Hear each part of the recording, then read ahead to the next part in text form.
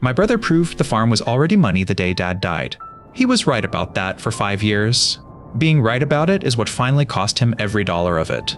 My name is Ruth. My brother is Dale. Our father was Emmett, and in 2016 he wrote a will he honestly believed was fair. It made 2 piles. All of his real property to his daughter. All of his money, accounts, and personal property to his son. In 2016, those 2 piles were worth about the same, and I think that is the only reason he slept well the night he signed it. The real property was 62 acres on a hill called Halloran Ridge.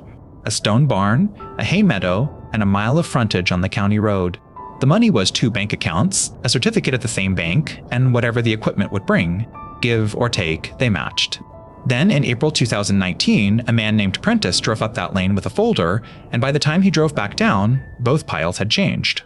He did not buy the ridge that day. That is the whole story, and it took me 5 years and a job at 16 hours to understand it. By the end of this, you will know why a developer paid $40,000 for the right to say no. My father never knew. I did not know either. But first, you need the version I believed, because I believed it a great deal longer than my brother ever had to. There was an interchange coming. The state had drawn it 4 miles east of town, and every field inside of it stopped being farm ground and started being inventory. A man named Prentice put together distribution parks. He had 3 of them, and he wanted a 4th, and our ridge sat exactly where the ramps were going. He offered $740,000 for 62 acres. In that county, in that year for hill ground, that number was not an offer. It was a shock. My father was 74 and had been coughing since Christmas. He signed on the 9th of April 2019 at that kitchen table with the folder open in front of him, and he was paid that day. $40,000, non-refundable, deposited on the 11th. I watched him fold the receipt into his shirt pocket like a feed ticket. He told me the ridge was sold. He told Dale the ridge was sold. He told everybody standing on the dock at the feed store that the ridge was sold. Nobody in that kitchen ever said out loud the word printed across the top of the first page in capital letters, and I have thought about that a great deal since. He died on the 21st of May 2019. 6 weeks. He never saw the interchange, and he never saw a closing table. My brother was named executor, and my brother had spent 11 years writing mortgages, which meant he knew exactly enough law to be certain. He was certain about this. On the day our father died, that ground was not ground anymore. It was $740,000 sitting on a calendar, waiting. Here is the answer, and you are getting it now instead of at the end. What my father signed on the 9th of April was not a contract to sell the ridge. It was an option. The doctrine my brother was leaning on is real, and it is old, and he had it almost exactly right. It is called equitable conversion. When a landowner signs a binding contract to sell land, equity stops looking at the dirt. From that moment, it treats the seller as owning the price instead of the place. So if the seller dies before the closing, the land does not pass as land. It passes as money to whoever was left the money. Under our father's will, that was Dale. Every acre of it converted by 4 pages and a signature into the pile with my brother's name on it. That is the law. I want to be clear that nobody ever lied to me about it. Not my brother's lawyer, and not mine.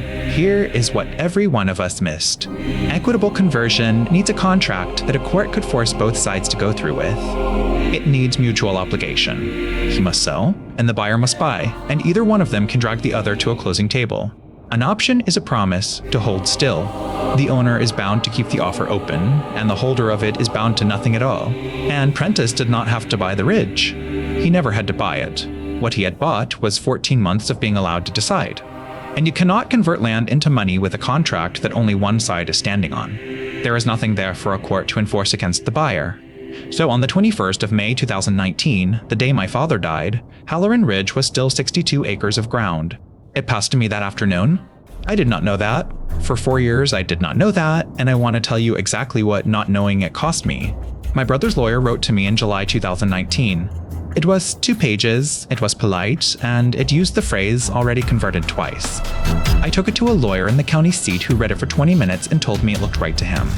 He was reading the letter. He never read the April document because nobody sent it to him, and I did not know enough to ask for it. So I stopped. I want to be honest about that because people always say they would have fought. I stopped in about 9 days. I stayed on the ridge as a tenant of my father's estate, paying my brother rent on my own hay ground, and I did that for 14 months. On the 2nd of March 2020, a courier brought Prentice's exercise notice. He had waited out his rezoning hearing and he was ready to buy. The sale closed that August. $740,000, less costs, into the estate account and out of that account into my brother's. I got a tractor with 9,000 hours on it, my mother's rings, and a letter thanking me for my cooperation. I moved into a rented place at the edge of town with a gravel yard and no ground at all, and then I went and got a job. The only office hiring in that county seat was a title abstract company on the 2nd floor above a pharmacy. It paid $16 an hour. For 3 years, I read other people's chains of title. Deeds, mortgages, easements, releases. Thousands of pages of other families. In the spring of 2023, I was abstracting a parcel out on the North Road, and I came to a document dated 1961. It was 3 pages, it was recorded, and it sat in that chain doing nothing at all. The examiner stopped behind my desk while I was staring at it. I asked her why it never went anywhere. She looked at it for about 4 seconds. She said it lapsed. She said the man had paid to keep a door unlocked for a year, and then he never walked through it. I asked her what happens to the land while the door is unlocked. She said nothing happens to it. It stays his land. That is the entire point. An option is not a sale. What you are buying is time. I did not say anything to her. I finished the abstract. I clocked out at 5, and I sat in my truck in that lot until it was full dark. Because I had read that word across the top of my father's folder on the 9th of April 2019, and I had thought it was another way of saying agreement. So had my brother. So had his lawyer, who had those 4 pages in front of him and read the ones with the numbers on them. The next morning, I pulled our own file. Not the letter, the document itself. It said the buyer shall have the right, but not the obligation, to purchase. 6 words. The right, but not the obligation. That is the entire difference between a farm and $740,000, and it had been public record since 2019. Now, here is the part where my brother's own carefulness turns around and looks at him. To close an estate, an executor files a final accounting, and he gets a receipt and release signed by every single beneficiary. A release signed by me would have ended this forever. He would have had to send me the file, pay a lawyer to draw it, and then ask me to sign. He never did it. He took the distribution in August 2020, and he never filed the accounting, because filing it cost money and he already had what he wanted. So in April 2023, when I walked into that courthouse, my father's estate was still open. It had been sitting open the entire time. There was no judgment to overturn. Nobody had ever litigated anything. There had only ever been a letter, and 9 days of my believing it. The petition took 4 months.